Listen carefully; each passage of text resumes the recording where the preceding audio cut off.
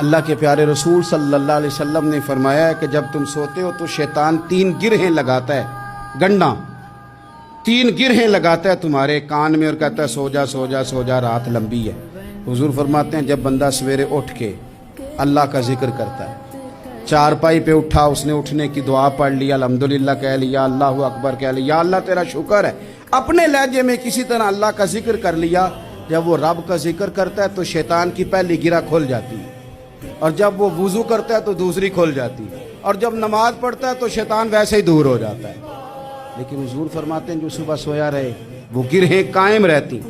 جو صبح اللہ کے ذکر سے، وضو سے، نماز سے شیطان کی گرہیں توڑ دیتا ہے وہ تازہ دم اٹھتا ہے، تازہ دم۔ ہم صبح تازے نہیں اٹھتے، فریش نہیں اٹھتے، بکھرے سوچیں، الجھے خیالات اور تھکے وجود اور گھٹن والا ہمارا ذہن۔ وجہ کیا ہے؟